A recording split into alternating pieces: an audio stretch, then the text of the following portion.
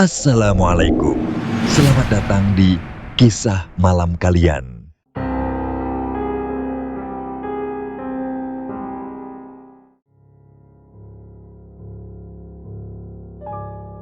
Menjaga sebuah rumah kosong seringkali dianggap sebagai pekerjaan yang santai dan mudah. Hanya menyapu, mengepel, dan menjaga aset.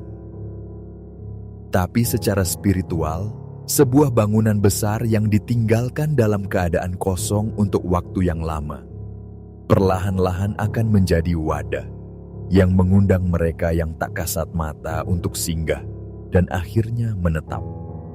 Kisah malam ini akan membawa kita menyelusuri lorong-lorong gelap sebuah villa tua di Kabupaten Bogor pada tahun 2015 silam. Sebuah pengalaman horor epik yang dialami oleh Kang Yana selama 3 tahun masa kerjanya di sana.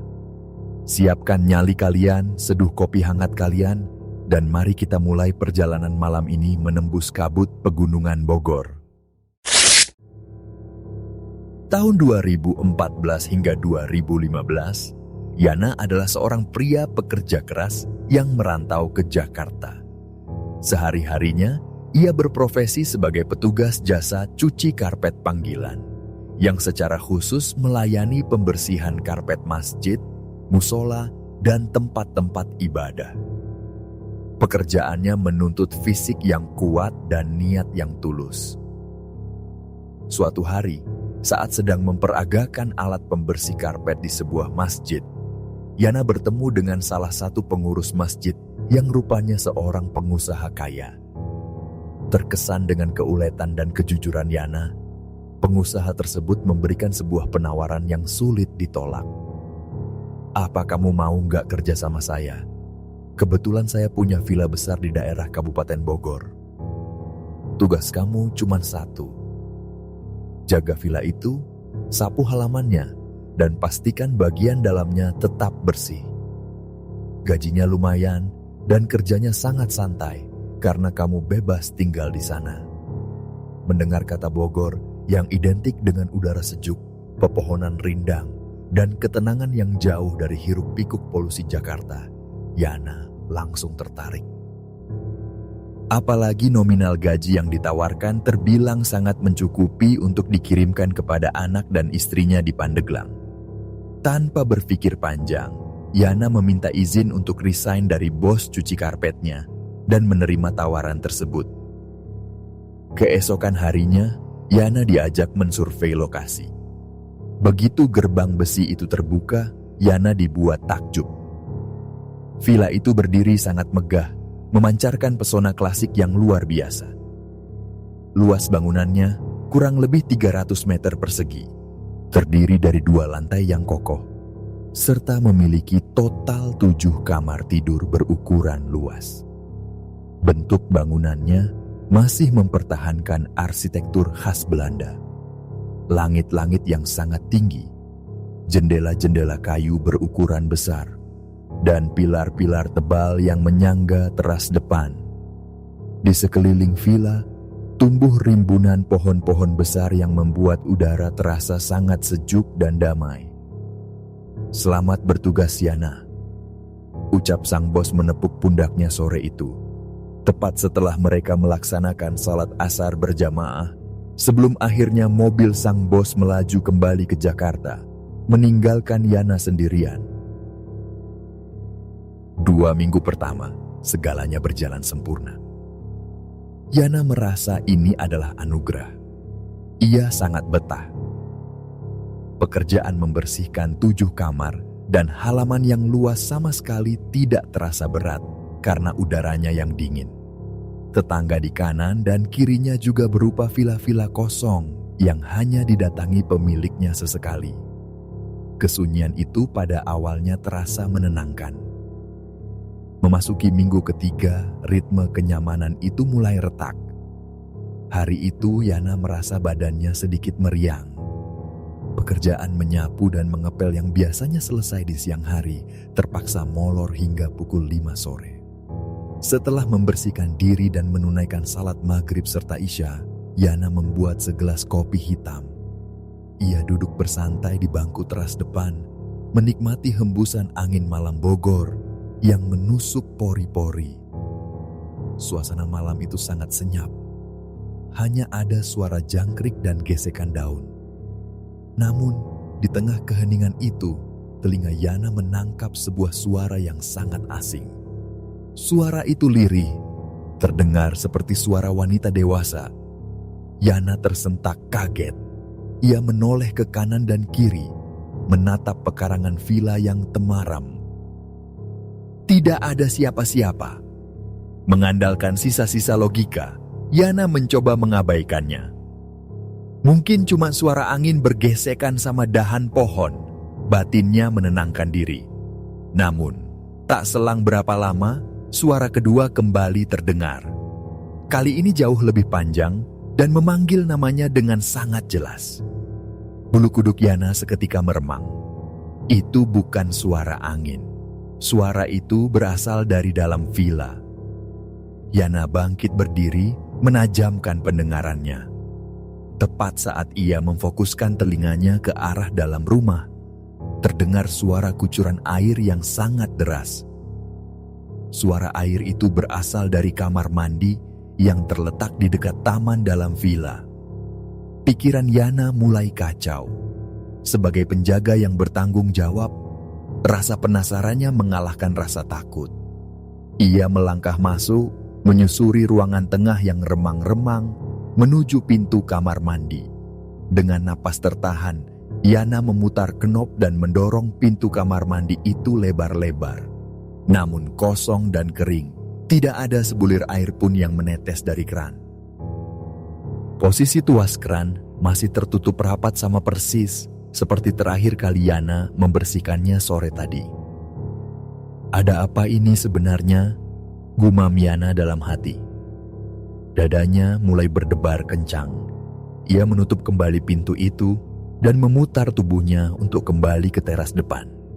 Namun, baru 3 langkah ia menjauh dari pintu. Suara kucuran air itu terdengar lagi. Yana berbalik dengan cepat, membuka pintu dengan kasar. Hasilnya sama. Kamar mandi itu senyap dan kering. Merasa dipermainkan, Yana mempercepat langkahnya menuju ruang tengah, berniat segera lari ke teras depan. Namun, tepat ketika ia berada di tengah-tengah ruangan yang luas itu, lampu di ruang tengah mendadak mati total. Kegelapan absolut langsung menelan Yana bulat-bulat. Kepanikan menyergap. Udara di sekitarnya mendadak terasa bertemperatur minus, memunculkan hawa es yang membuat giginya gemeretak. Yana mencoba melawan ketakutan itu. Ia meraba-raba dinding dalam gelap, mencari letak kotak sekring. Dan lampu kembali menyala. Yana bernapas lega, berlari ke teras, meraih gelas kopinya dengan tangan gemetar. Namun, makhluk itu rupanya belum selesai bereksperimen dengan mental penjaga barunya ini. Untuk ketiga kalinya, suara wanita itu memanggil dari dalam kegelapan lorong rumah. Penasaran yang bercampur dengan amarah membuat Yana nekat masuk kembali ke dalam. Dan tepat ketika kakinya melewati ambang pintu ruang tengah, lampu kembali padam. Kali ini Yana tidak mencari sekring. Ia merogoh sakunya, mengeluarkan ponsel, dan menyalakan fitur flashlight. Ia mengarahkan sorot lampu putih dari ponselnya itu menyapu lorong menuju arah pintu belakang. Di ujung lorong, tepat di perbatasan cahaya senternya, berdirilah sosok itu. Seorang wanita mengenakan gaun panjang berwarna merah pekat yang tampak lusuh dan kotor. Postur tubuhnya berdiri tegak, namun kepalanya tertunduk lemas ke bawah. Rambut hitamnya yang sangat panjang dan lembab jatuh menutupi seluruh wajahnya, memanjang tak wajar hingga nyaris menyentuh lantai. Sosok itu diam mematung, tubuhnya sedikit bergoyang ke kiri dan ke kanan. Namun, hal yang membuat kewarasan Yana nyaris putus saat menyorot bagian bawah gaun merah tersebut. Kaki wanita itu tidak menjejak lantai. Ujung gaunnya menggantung beberapa sentimeter di atas keramik. sosok itu melayang. Tubuh Yana kaku total layaknya batu. Mulutnya terkunci, kakinya tak bisa digerakkan. Dalam kelumpuhan mental itu, Yana hanya bisa memejamkan mata, memanjatkan istighfar, dan rapal-rapal doa sebisa yang ia ingat di dalam hati. Ia terus membaca ayat-ayat suci, memohon perlindungan, hingga akhirnya tekanan gaib di ruangan itu perlahan memudar. Saat ia membuka mata dan mengarahkan senternya lagi, sosok wanita bergaun merah itu telah lenyap. Setelah kejadian itu, Yana segera menyalakan kembali sekring listrik. Dengan dada yang masih naik turun, ia memutuskan untuk mencari kesibukan agar tidak hanyut dalam ketakutan. Ia mengambil gelas kopinya di depan, berniat mencucinya sekalian membersihkan sisa mangkuk mie instan di wastafel dapur. Di dapur, Yana menghidupkan air dan mulai menggosok gelas. Di sebelahnya terdapat sebuah panci aluminium sisa rebusan mie yang sengaja ia letakkan di pinggir meja dapur. Saat sedang fokus menyabuni gelas, sudut mata Yana menangkap sebuah pergerakan aneh. Panci aluminium itu bergetar. Awalnya pelan, lalu perlahan mulai bergoyang-goyang sendiri hingga menimbulkan suara gesekan dengan meja keramik. Yana menoleh tajam. Matanya melotot menatap panci tersebut. Tangannya seketika melepaskan gelas yang sedang dicucinya. Ia mundur selangkah, lalu berbalik dan berlari secepat mungkin ke arah ruang tengah. Ia bingung harus kemana. Ia sendirian di villa raksasa tersebut. Jika ia lari keluar gerbang, jalanan di luar juga sangat gelap dan dikelilingi hutan. Dengan mengumpulkan sisa-sisa keberaniannya, Yana kembali ke dapur. Panci itu sudah diam di tempatnya. Ia merapikan cucian piringnya dengan kilat, berniat segera mengunci diri di kamarnya yang berada di lantai 1. Namun, rute menuju kamarnya mengharuskannya melewati lorong di dekat tangga besar yang menghubungkan lantai 1 dengan lantai 2. Baru saja kakinya hendak melangkah menuju pintu kamar, panggilan keempat itu memecah kesunyian malam. Kali ini suaranya tidak lagi berbisik lirih. Suara itu terdengar sangat lantang, jelas, dan menggema tepat di telinganya. Refleks, Yana menoleh ke arah tangga. Di anak tangga ketiga dari bawah, wanita bergaun merah itu kembali menampakkan wujudnya. Kali ini lampu ruangan dalam keadaan menyala terang, membuat Yana bisa melihat siluet tubuhnya dengan sangat jelas. Namun, wajahnya masih tertutup rapat oleh rambut panjangnya yang menyeramkan. Sambil terus menggumamkan kata subhanallah berulang-ulang, Yana menatap sosok itu. Tiba-tiba, wanita bergaun merah itu melayang naik, meluncur menaiki anak tangga menuju lantai 2 dengan gerakan yang sangat mulus layaknya sebuah hologram yang ditarik ke atas. Rasa takut Yana mendadak terkikis oleh sebuah dorongan adrenalin yang tidak masuk akal. Ia teringat bahwa ia belum membersihkan lantai 2 sore tadi. Dengan emosi yang bercampur aduk, Yana mengejar sosok itu. Ia berlari menaiki anak tangga satu persatu, tiba di lorong lantai 2 yang membelah 3 kamar besar. Lorong lantai 2 itu kosong.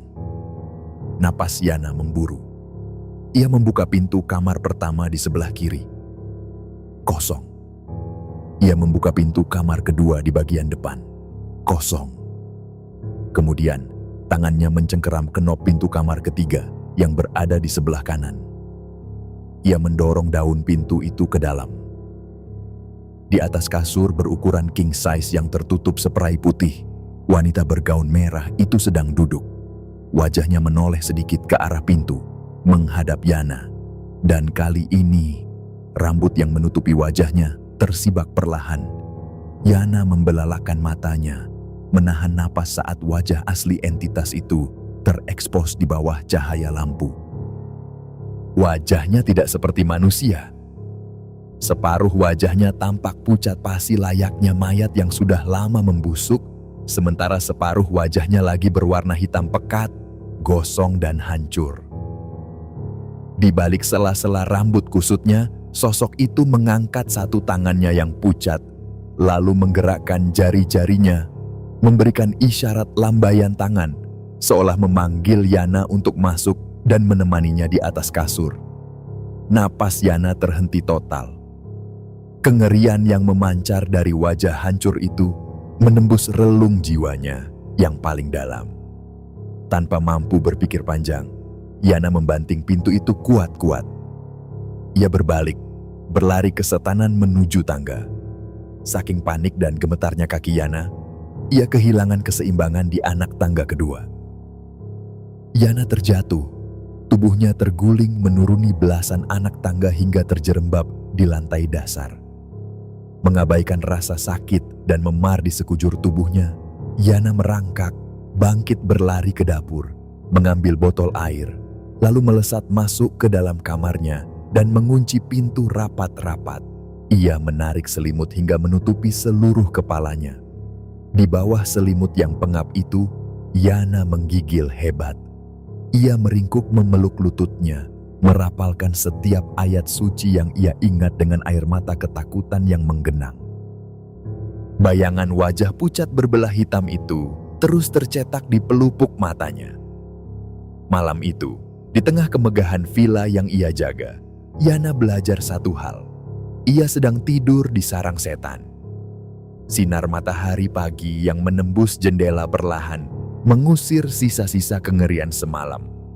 Yana terbangun dengan napas lega, bersyukur ia masih diberi keselamatan setelah dikejar oleh entitas mengerikan berwajah separuh hancur di lantai 2. Sebagai seorang pria bermental baja yang terbiasa hidup keras, Yana menolak untuk menyerah pada ketakutan.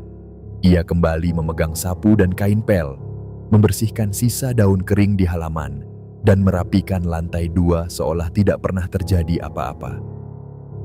2 hari berselang, ketenangan Yana dipecah oleh dering telepon dari sang bos di Jakarta.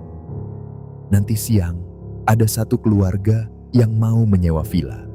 Tolong dirapikan dan dibersihkan kembali villanya. Pastikan semuanya nyaman. Instruksi sang bos. Sesuai amanah, Yana menyulap villa itu menjadi tempat yang sangat layak huni. Menjelang siang, sebuah mobil SUV memasuki pelataran. Satu keluarga turun, sepasang suami istri dengan 3 anak yang beranjak remaja. Yana membantu mengangkat tas-tas mereka, mengarahkan mereka ke kamar-kamar utama yang sudah disiapkan. Suasana villa saat itu terasa sangat hidup dan normal. Pukul 2 siang, Yana duduk bersantai di teras belakang dekat dapur, menyesap kopi hitamnya sambil merenungi kejadian beberapa malam lalu. Ia masih bertanya-tanya, siapa sebenarnya sosok wanita bergaun merah itu? Namun, lamunannya dihancurkan oleh sebuah suara langkah kaki yang berlari sangat kencang menuruni tangga kayu dari lantai 2. Salah satu anak penyewa villa, seorang remaja laki-laki yang baru duduk di bangku kelas 1 SMP, berlari terbirit-birit menuruni tangga. Wajah anak itu pucat pasi seputih kapas. Matanya melotot lebar dipenuhi teror, dan dari mulutnya meluncur umpatan kasar yang berulang-ulang karena panik. "Goblok! Goblok! Goblok!" jerit anak itu histeris. Baru saja kakinya menginjak anak tangga terakhir di lantai dasar, tubuh remaja itu mendadak kaku. Matanya berputar ke atas dan ia jatuh terjerembab ke lantai. Pingsan.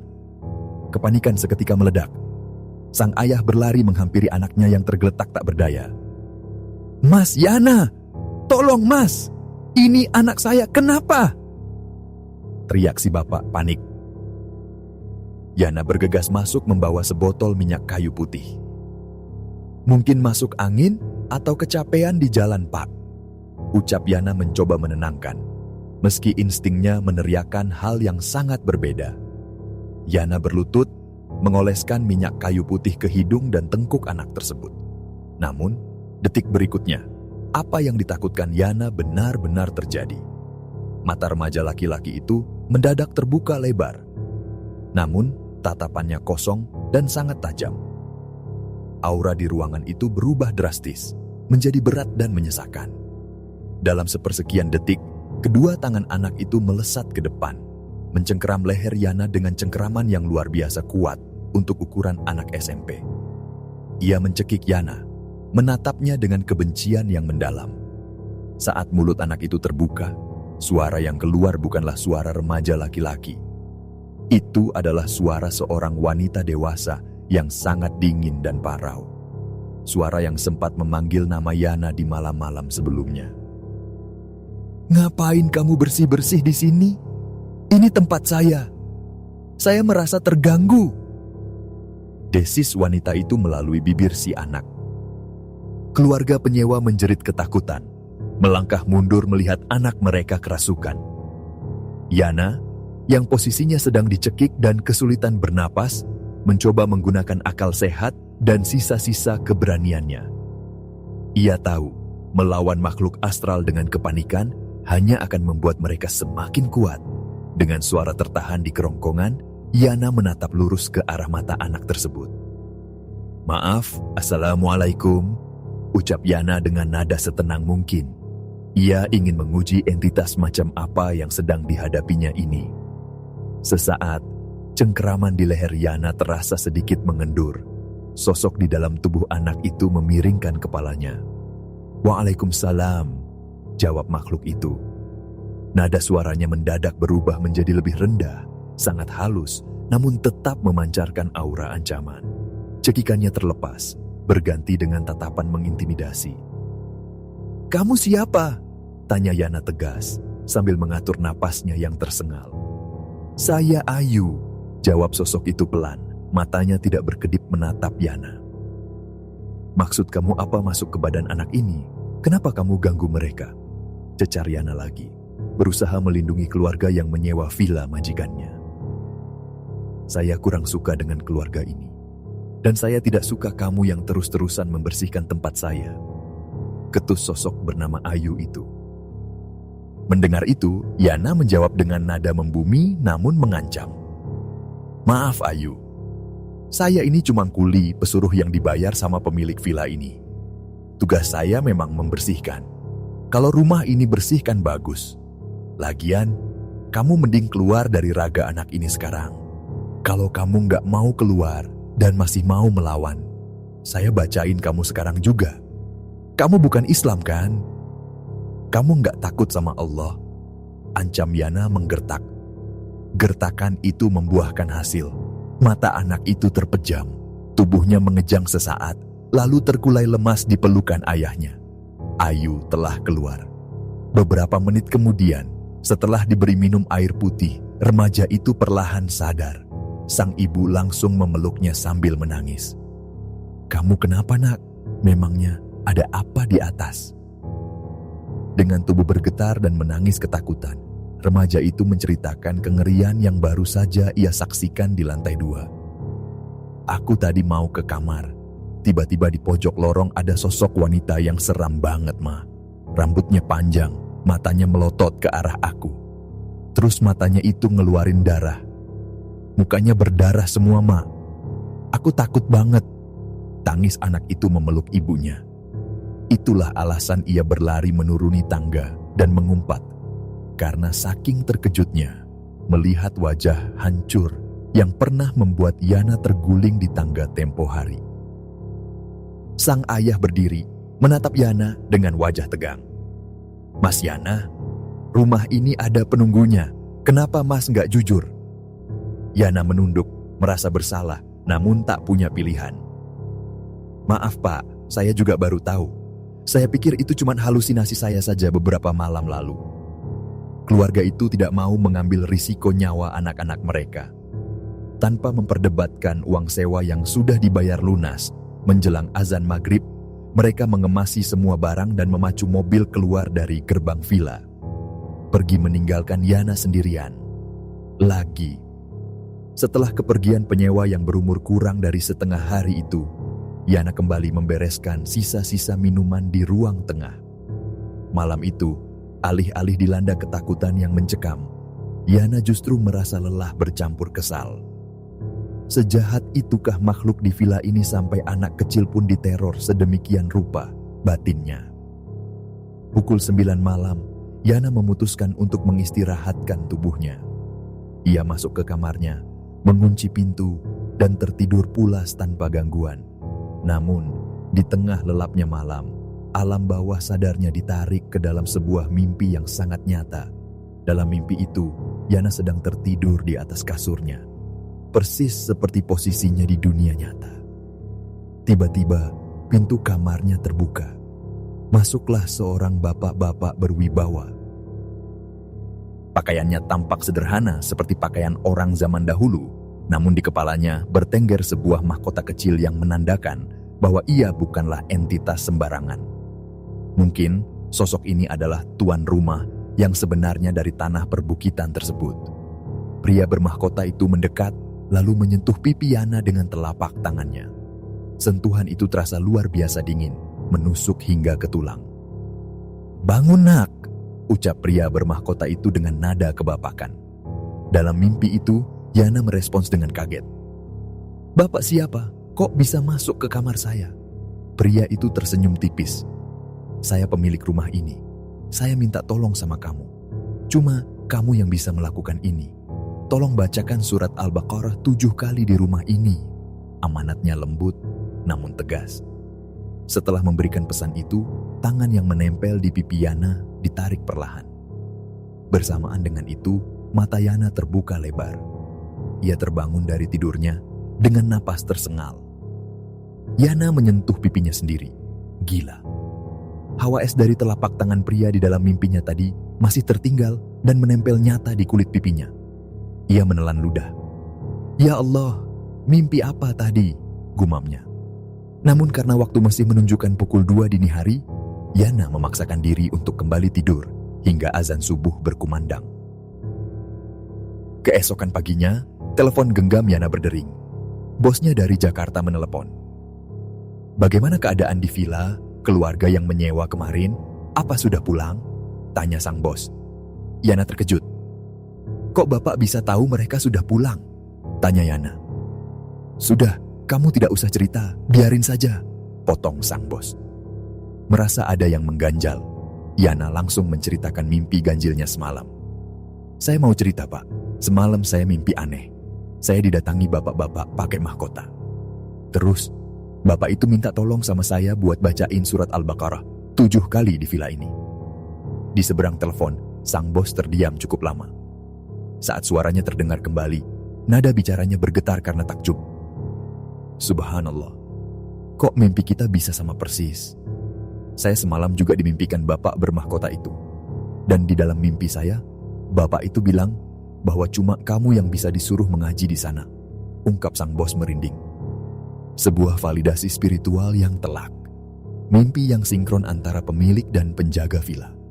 Tanpa banyak bertanya lagi, Yana menyanggupi amanat tersebut. Sore harinya, setelah sholat maghrib, Yana duduk bersila di ruang tengah villa. Suasana saat itu sangat hening.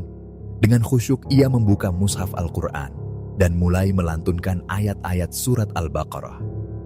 Halaman demi halaman ia baca hingga tuntas.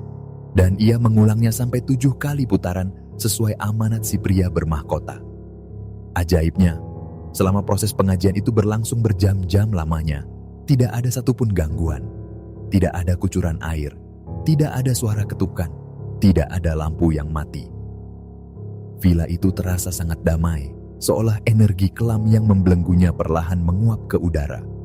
Setelah menutup Al-Quran, Yana pergi ke dapur untuk menyeduh kopi. Merasa bahwa tugasnya sudah selesai dan villa sudah bersih, Yana berjalan santai ke teras depan dengan secangkir kopi hitam panas. Ia duduk di kursi teras, menikmati angin malam yang sejuk, tanpa sedikit pun rasa takut yang tersisa. Namun, ia keliru jika mengira makhluk di sana akan pergi begitu saja. Saat Yana menoleh ke arah kursi kosong di sebelahnya, jantungnya nyaris melompat dari rongga dadanya. Di kursi itu, tepat di sampingnya, duduk sosok wanita bergaun merah yang sama. Sosok Ayu yang wajahnya hancur tempo hari, kini duduk menemaninya di teras. Tangan Yana yang memegang cangkir kopi bergetar hebat. Namun, ada yang berbeda malam ini. Sosok itu tidak memancarkan aura membunuh. Ia tidak melotot atau menampakkan wajah hancurnya yang berdarah. Sosok wanita itu hanya duduk dengan sangat halus layaknya manusia biasa. Ia menoleh sedikit ke arah Yana. Lalu dengan perlahan mengibaskan rambut panjangnya ke belakang bahu dengan gerakan yang gemulai. Ia tidak mengatakan sepatah kata pun. Hanya duduk menemani Yana dalam diam.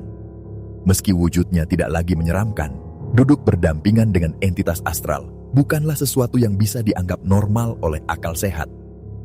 Yana menelan ludah, menatap lurus ke depan, dan kembali merapalkan istighfar di dalam hati. Selang beberapa saat kemudian, sosok wanita merah itu menguap dan lenyap di telan angin malam. Malam itu, Yana melangkah masuk ke kamarnya dengan perasaan campur aduk. "Terserah kamu mau kenalan atau tidur di sini. Yang penting jangan ganggu lagi," gumam Yana pasrah. Ajaibnya, setelah malam pengajian dan kencan bisu di teras tersebut, villa menjadi sangat tenang. Bulan pertama pasca pengajian berlalu dengan kedamaian semu. Yana mulai merasa bahwa ia telah memenangkan pertempuran batin di tanah perbukitan itu. Hingga suatu hari, telepon dari bosnya di Jakarta kembali berdering. "Nanti siang jam 12 akan ada yang datang menyewa villa. Satu keluarga, bawa 3 orang karyawan. Tolong bersihkan villa dan siapkan semuanya dengan rapi. Perintah sang majikan." Singkat cerita, para tamu datang. Rombongan yang cukup ramai itu masuk, membawa barang-barang dan menempati kamar masing-masing. Sepanjang sore, aktivitas mereka berjalan normal. Tidak ada tanda-tanda kejanggalan. Malam pun tiba. Selepas salat Isya, sekitar pukul 7:30, Yana memutuskan untuk melipir sebentar ke warung kopi milik warga setempat yang tak jauh dari gerbang villa. Ia butuh asupan nikotin dan obrolan ringan. Namun, baru saja ia menyeduh kopi keduanya, sayup-sayup dari arah villa terdengar suara keributan. Suara benda jatuh, disusul jeritan panik. Tak lama, salah satu karyawan wanita dari rombongan penyewa itu berlari keluar gerbang dengan napas tersengal-sengal, menghampiri Yana di warung. "Bang Yana, Bang tolong cepat! Ibu bos kesurupan di atas, Bang!" Jerit karyawan tersebut dengan wajah pias. Darah Yana mendesir. Kejadian lagi, batinnya lelah.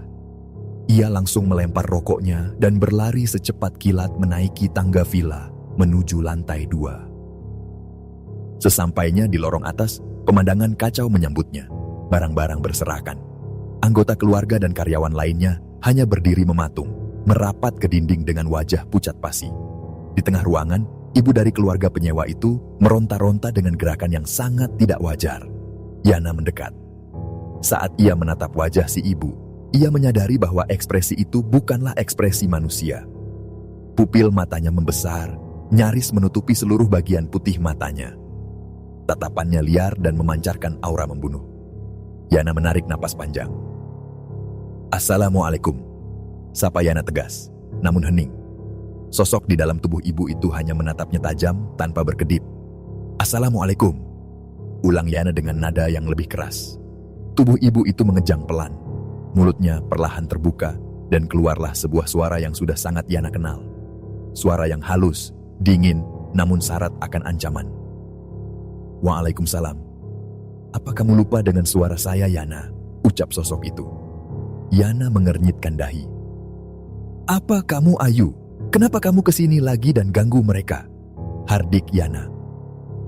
Keluarga penyewa yang berdiri di sudut ruangan semakin gemetar mendengar Yana berdialog dengan sesuatu yang menguasai tubuh kerabat mereka. "Saya kurang suka sama mereka. Mereka bukan muslim," jawab Ayu dengan nada merendahkan. Yana menghela napas. "Dengar Ayu, saya ini cuman kuli. Saya di sini cuma digaji buat bersih-bersih. Saya nggak punya urusan siapa yang datang menyewa. Jadi, kamu nggak usah masuk-masuk ke raga orang lagi. Silakan kamu pergi dari sini." Makhluk itu mendengus pelan. "Saya akan pergi bila mana mereka semua pergi dari rumah ini sekarang juga." Sebuah ultimatum yang tak bisa ditawar. Yana menoleh ke arah keluarga tersebut yang langsung mengangguk panik tanpa perlu diminta. "Baik, mereka akan pergi sekarang. Sekarang kamu keluar, perintah Yana. Dalam hitungan detik, raut wajah si ibu mendadak cerah. Matanya kembali normal. Ia merintih kesakitan, memegangi kepala dan pundaknya yang terasa remuk. Setelah disadarkan dan diberi minum, ibu itu akhirnya bercerita sambil menangis. "Tadi saya masuk ke kamar mandi mau cuci muka," ucap si ibu dengan suara bergetar. "Pas saya ngelap muka dan lihat ke wastafel, di cermin itu ada wajah perempuan seram berdiri tepat di sebelah wajah saya. Matanya melotot. Habis itu pandangan saya langsung gelap." Tanpa menunggu malam semakin larut, keluarga itu mengemas seluruh barang mereka. Sama seperti penyewa sebelumnya, mereka kabur meninggalkan villa itu hari itu juga. Villa kembali kosong, mengembalikan Yana pada kesunyian yang mematikan. Malam itu, setelah membereskan sisa kekacauan para tamu, Yana merenung di teras. Pikirannya melayang. Ini sebenarnya villa apa sih? Kok makhluknya kejam banget sama orang luar? Gumamnya. Namun, rasa lelah membuatnya tak ingin terlalu ambil pusing. Menjelang tengah malam, Yana memutuskan untuk mengecek lantai 2 sebelum tidur. Baru saja kakinya menginjak anak tangga terakhir di lantai atas. Lampu seluruh lantai 2 mendadak mati total, sementara lantai bawah tetap menyala. Yana mendesah kesal. Ia mengeluarkan ponsel, menyalakan senter, dan berjalan masuk ke lorong. "Kerjaan siapa lagi ini?" gerutunya dalam hati. Ia mendorong pintu kamar mandi di sebelah kiri lorong. Pintu pun terbuka. Senter ponselnya menyapu kegelapan di dalam kamar mandi tersebut. Dan di sanalah ia melihatnya. Penampakan baru yang sama sekali berbeda dari sosok Ayu. Berdiri mematung di depan cermin wastafel, tampak sesosok wanita bertubuh tinggi semampai. Ia mengenakan gaun putih bergaya Eropa kuno yang sangat elegan, lengkap dengan topi lebar. Pakaiannya berumbai-rumbai, namun wujudnya sangat tembus pandang layaknya tirai tipis. Itu adalah sesosok noni Belanda. Wajahnya luar biasa cantik, hidungnya mancung khas ras Kaukasia, namun kulitnya pucat seputih pualam tanpa aliran darah. Noni itu tidak melakukan apa-apa. Ia hanya berdiri diam, menoleh perlahan menatap Yana dengan tatapan kosong. Anehnya, melihat wujud yang begitu rapi, Yana tidak merasa takut. Tangannya memang bergetar memegang gagang pintu, namun mentalnya sudah kebas. "Siapa lagi ini?" tanya Yana menantang. Sosok noni Belanda itu tidak menjawab. Dalam sekejap mata, tubuh transparan itu memudar dan menguap ke udara. Yana menyalakan kembali saklar, dan lampu merespons dengan normal. Malam semakin larut, namun mata Yana tak kunjung bisa dipejamkan. Hawa malam itu terasa cukup gerah. Tiba-tiba, sebuah ide konyol melintas di kepalanya. Di salah satu kamar utama, terdapat sebuah bathtub mewah yang belum pernah ia gunakan. Kayaknya enak nih mandi rendam pakai air sabun, gaya-gaya kayak mafia Italia atau Yakuza yang lagi ngopi di bathtub. Bisa divideoin buat pamer ke grup WhatsApp teman-teman. Batin Yana terkekeh sendiri. Demi mewujudkan humor tengah malamnya, Yana masuk ke kamar mandi tersebut. Ia mengisi bathtub dengan air, menuangkan sabun cair yang banyak hingga busanya melimpah. Ia meletakkan secangkir kopi di meja kecil di samping bathtub. Sempurna. Tinggal satu yang kurang. Ia lupa membeli rokok. Yana keluar dari kamar mandi, menutup pintunya rapat, berniat berlari sebentar ke warung depan. Baru beberapa langkah menyusuri lorong menuju tangga, langkah Yana terhenti. Dari dalam kamar mandi yang baru saja ia tutup, terdengar suara air berkecipak. Suaranya sangat jelas, persis seperti ada seseorang yang sedang masuk ke dalam bathtub dan bermain-main dengan air busa di dalamnya. Yana menelan ludah. Ia membalikkan badan, berjalan perlahan, lalu membuka pintu kamar mandi itu. Air di dalam bathtub tenang. Busa-busanya tidak bergerak sedikit pun. Berusaha menyembunyikan rasa ngerinya di balik topeng humor, Yana menutup pintu itu kembali dan bergumam dengan suara keras. "Saya kan yang mau mandi, kenapa kamu malah mandi duluan?" Ia berbalik untuk kembali berjalan. Namun, belum genap 2 langkah, dari balik pintu kayu kamar mandi itu, meledaklah sebuah suara tawa. Suara cekikikan wanita yang melengking, menggema memenuhi lorong lantai 2, mengalahkan kemampuan kedap suara ruangan tersebut. Humor Yana runtuh seketika. Tanpa pikir panjang, ia mengambil langkah 1000. Ia berlari pontang-panting menuruni tangga, melesat keluar dari villa, dan berlindung di warung kopi depan. Wajahnya pucat pasi hingga ditegur oleh ibu pemilik warung. "Kamu kenapa? Mukamu kok pucat banget?" Yana hanya bisa menggeleng lemah. Malam itu, rencana mandi ala Yakuza batal total. Ia tak berani menginjakkan kaki lagi ke dalam villa hingga azan subuh berkumandang dari masjid terdekat. Keesokan harinya, aktivitas berjalan seolah malam gila itu tidak pernah terjadi. Sang majikan dari Jakarta kembali menelepon. Kali ini, ia akan datang membawa seorang relasi bisnis, seorang wanita paruh baya yang berminat membeli villa berhantu tersebut. Saat mereka tiba, Yana menyuguhkan teh manis dan membiarkan mereka mengobrol di ruang tamu. Setelah sepakat dengan harganya, relasi wanita itu meminta izin untuk melihat-lihat kondisi villa hingga ke lantai atas. Sang majikan membiarkannya berkeliling sendiri. Tak berapa lama, terdengar suara deburan keras dari arah tangga.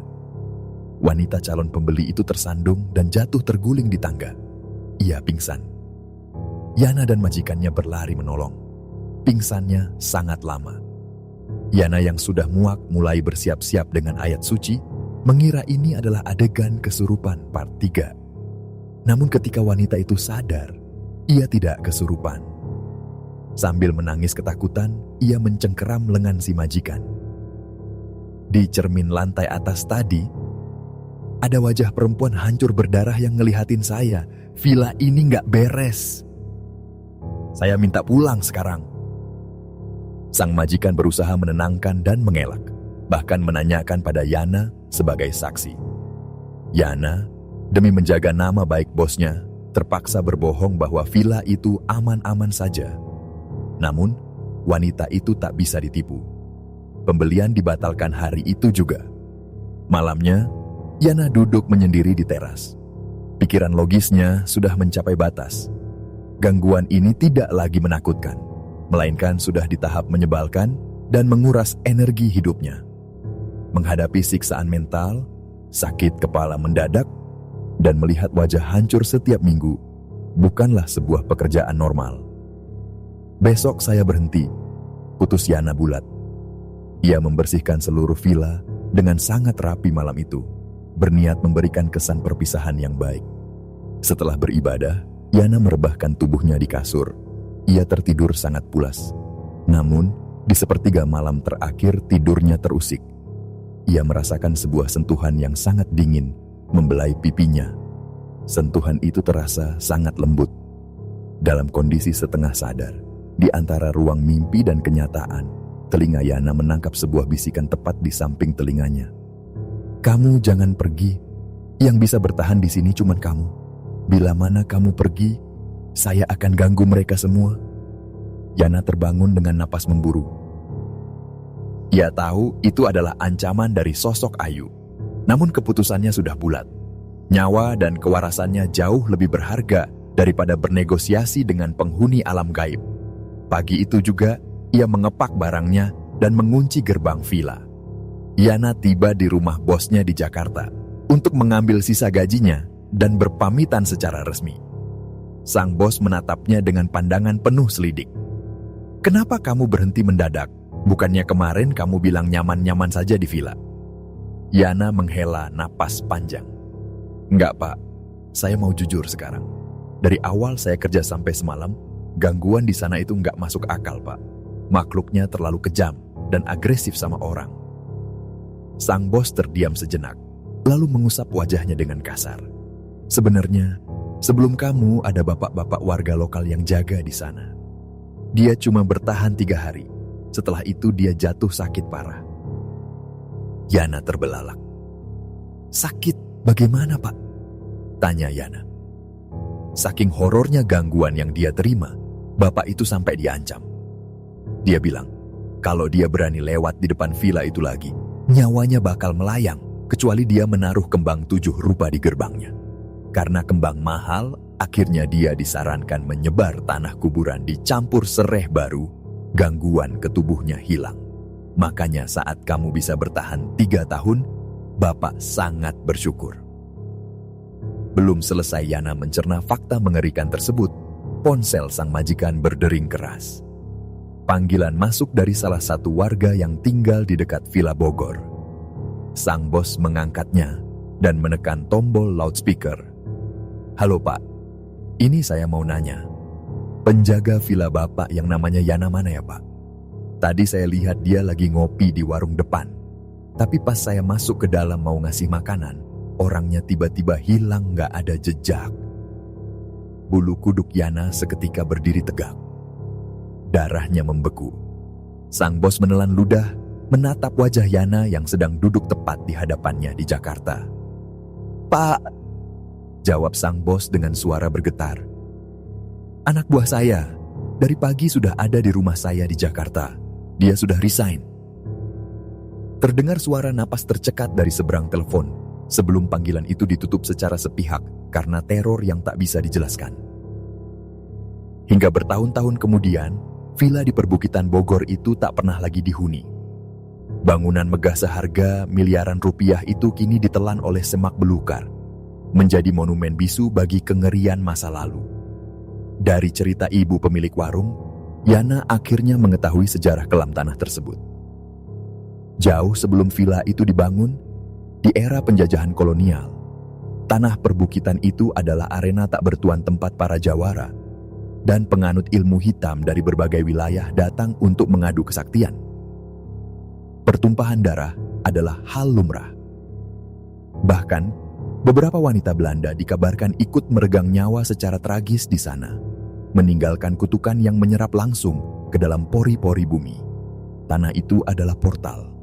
Dan villa tersebut dibangun tepat di atas pusaran energi kelam yang akan selalu lapar akan jiwa manusia. Sebuah bangunan fisik bisa didirikan oleh tangan manusia dalam hitungan bulan. Namun jejak darah yang pernah tumpah di tanahnya akan menetap selama ratusan tahun. Kisah Kang Yana memberikan kita satu pelajaran penting, bahwa keberanian manusia ada batasnya. Kita memang diharuskan untuk tidak takut dan hidup berdampingan.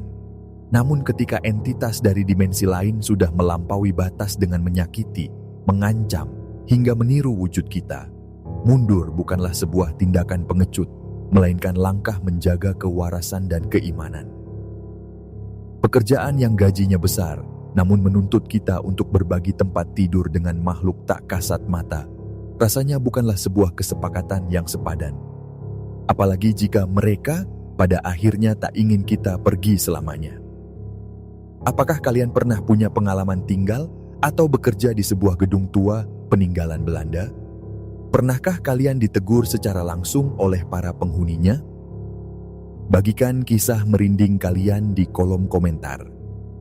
Terima kasih sudah menemani perjalanan kita malam ini menembus gelapnya perbukitan Bogor. Jangan lupa berdoa sebelum tidur, pastikan jendela terkunci rapat, dan sampai jumpa di cerita misteri selanjutnya.